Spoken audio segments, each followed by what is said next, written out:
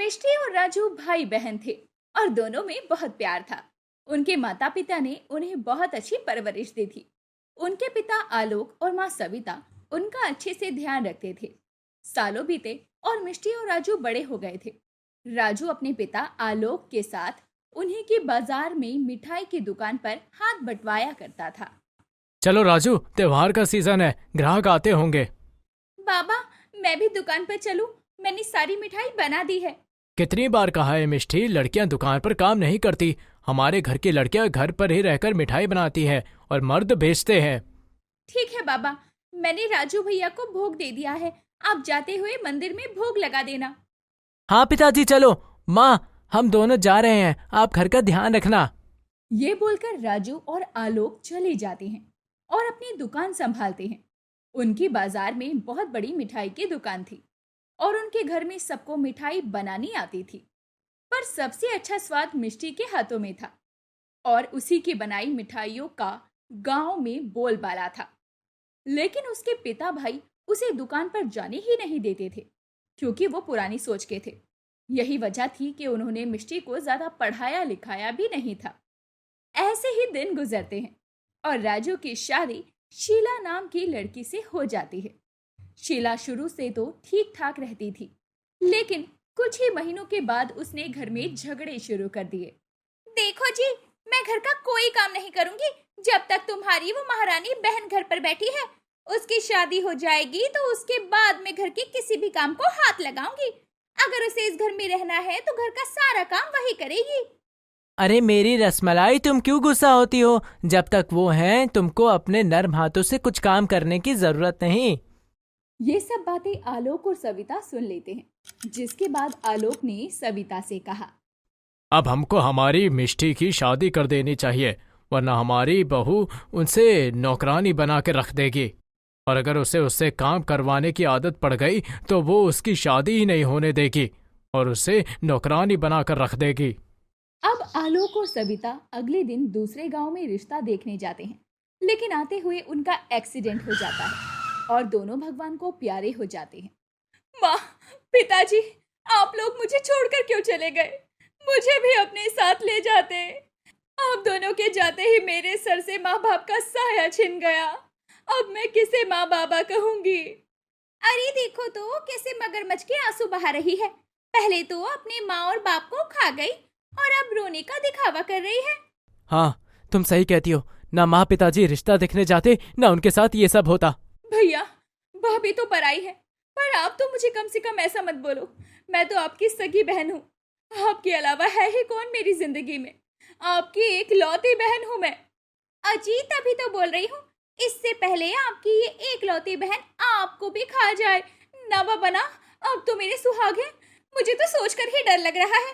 अब निकाल दो इसे घर से। अब शीला और राजू उसे घर से निकाल देते हैं और राजू उसे 10,000 रुपए फेंक कर दे देता है। ले पैसे और निकल जा इस घर से। आज से तेरा कोई भाई नहीं है और ना मेरी कोई बहन है। अब मिष्टी रोते हुए घर से निकल जाती है और भगवान को याद करते हुए सड़कों पर भटकती है। हे भगवान, क्या मैं इतनी अभागन हूँ? क्या आपने मेरे माता पिता को भी मुझसे छीन लिया? और कैसा भाई दिया है आपने मुझे, जो बहन को होते हुए जीते जी खुद से अलग कर चुका है। अब वो रोते हुए घर की तलाश करती है। तभी उसे एक टूटी फूटी झोपड़ी किराए पर रहने के लिए मिल जाती है। अब मुझे अपने रहने के साथ साथ कमाने का भी इंतजाम करना होगा, लेकिन मैं क्या करूं? पिताजी ने मुझे जितना पढ़ाया लिखाया वो इतना नहीं है कि मुझे कहीं गांव में नौकरी मिल सके। अगर मैं किसी के यहाँ झाड़ू पोछे का काम करूंगी तो मेरे परिवार की कितनी बदनामी होगी। भले ही वो मुझे अपना परिवार ना माने, लेकिन वो मेरा तो खानदान है ना, और हमेशा रहेगा। मुझे कुछ और ही सोचना होगा। मिष्टी कई देर सोचने के बाद मिठाई बनाने का फैसला करती है। हाँ, ये सही रहेगा। मैं मिठाई बनाकर बेचूंगी। ये मेरा खानदानी काम है और इसमें बदनामी भी नहीं होगी। और मेरी जैसी मिठाई कोई नहीं बनाता। माँ और बाबा भी यही बोला करते थे। अब मिष्टी एक ठेला खरीद कर उस पर मिठाई बेचने लगती है। पहले वो रोड पर भटक कर मिठाई बेचती है और फिर एक मंदिर के बाहर मिठाई बेचने लगती है। अरे लड़के, ये मोतीचूर के लड्डू कितने के दिए? बहन जी, 150 रुपए के किलो है, 1 किलो दे दूं? अरे नहीं, आधा किलो दे दो। मिष्टी उस औरत को आधा किलो लड्डू और देती है। अरे ये क्या, मैंने तो आधा किलो मांगे, तुम मुझे आधा किलो के दो दो डब्बे क्यों दे रही हो? बहन जी, क्या आप मेरी तरफ से भी आधा किलो लड्डू भगवान को चढ़ा दोगी? आपकी बड़ी मेहरबानी होगी। तुम कहती हो तो ठीक है।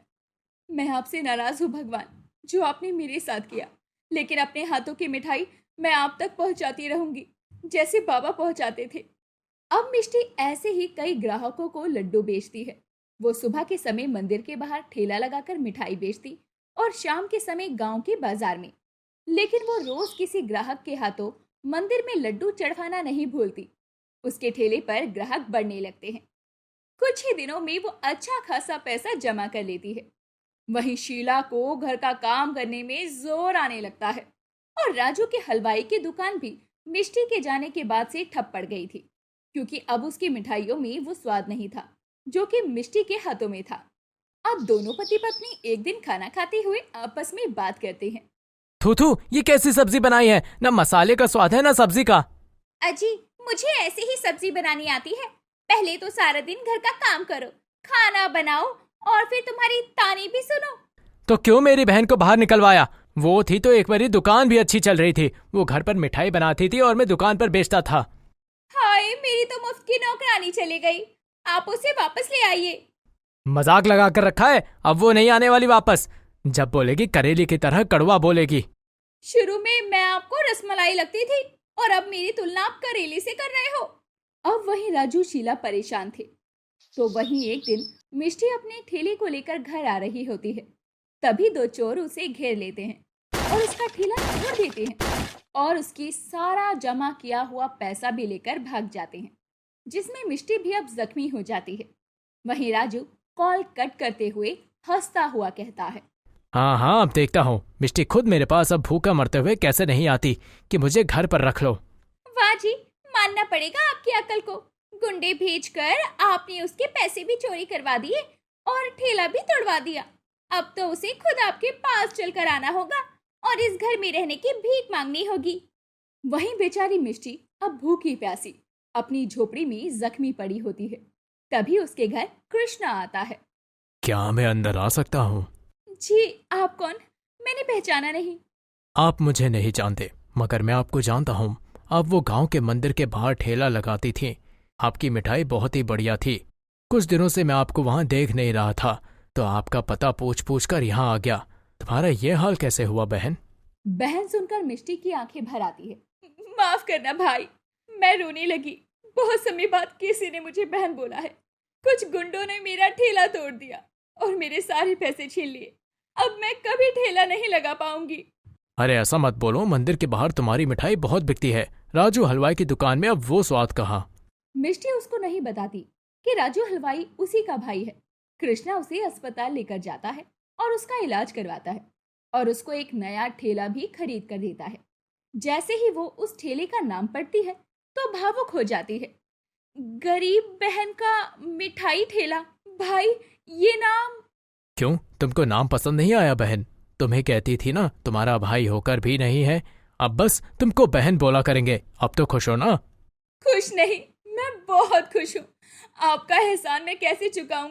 अगर तुमको मेरा एहसान चुकाना है तो फिर से मंदिर के बाहर प्रसाद बेचने लगो। वैसे भी त्योहारों का समय है, गांव के बाजार में भी तुम्हारी मिठाई बहुत बिकेगी। ये लो मेरा पता, कभी मेरी जरूरत हो तो इस पते पर आ जाना, मैं यहीं मिलूंगा। कोई अपना भी किसी के लिए इतना नहीं करता जितना आपने मेरे लिए किया है। ये बोलकर कृष्णा अपना पता लिखकर मिष्टी को दे देता है और वहां से चला जाता है। मिष्टी उसे रख लेती है। अगले दिन से गरीब बहन का मिठाई ठेला लेकर वो मिठाई बेचने के लिए निकल पड़ती है। अरे, तुम इतने दिनों से कहाँ थी? तुम्हारे लड्डू तो कमाल के थे। लाओ, मुझे 1 किलो दे दो भोग लगाने के लिए। जी बहन जी। वैसे बहन जी, क्या आप? हाँ हाँ, तुम्हारा प्रसाद भी भोग लगा दूंगी, दे दो। दीदी, मुझे 1 किलो लड्डू और 1 किलो बर्फी दे दो। अभी देती हूँ। ऐसे ही उसके ठेले पर बहुत अच्छी कमाई होने लगती है और उसको शादी ब्याह में मिठाई बनाने का कॉन्ट्रैक्ट भी मिलने लगता है और वो अपना एक खुद का घर खरीद लेती है। वहीं राजू और शीला जब अपनी मिठाई को देखते हैं तो वो खराब हो चुकी थी। हाय मैं बर्बाद हो गया। मनहूस औरत, ये सब तेरी वजह से हुआ है। निकल जा मेरे घर से। हाँ हाँ जा रही हूँ, मुझे भी ऐसे फटीचर के साथ नहीं रहना। शीला राजू का घर छोड़ देती है और राजू मिष्टी से माफी मांगता है, पर मिष्टी उसे माफ नहीं करती। एक दिन मिष्टी ने सोचा, त्योहार आने वाला है, क्यों ना मैं कृष्णा भाई को अपने हाथों की मिठाई खिलाऊं। मिष्टी ये बोलकर कृष्णा की दी हुई पर्ची को खोलती है तो उसमें भगवान के मंदिर का एड्रेस था। ये देखकर वो हैरान हो जाती है और भावुक भी। वो अपने हाथों से मिठाई बनाकर एक थाल में परोसकर मंदिर लेकर जाती है और खुद भगवान के आगे हाथ जोड़कर आंखें बंद करके कहती है, भले ही मैंने आपका साथ छोड़ा, पर आपने मेरा साथ कभी नहीं छोड़ा। मैं कुछ दिन आपकी मिठाई आपके पास नहीं लेकर आई तो आप मुझ गरीब के द्वारे खुद आ गए।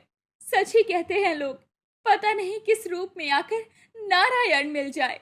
मिष्टी ये बोलकर अपनी आंखें खोलती है तो सामने रखी हुई मिठाई गायब हो गई थी। अब मिष्टी मंद मंद मुस्कुराती हुई घर चली जाती है और रोज अपना ठेला लगाकर खुद कमाई करती है और भगवान का भोग भी कभी नहीं भूलती। दोस्तों, क्या आपके साथ भी कभी कुछ ऐसा हुआ है कि आप किसी मुसीबत में पड़े हो और भगवान आपकी मदद के लिए किसी का भी रूप लेकर आए हो? तो हमें कमेंट करके बताना ना भूले। साथ ही ऐसी ही चटपटी और अनोखी कहानियों के लिए हमारे चैनल को सब्सक्राइब करिए।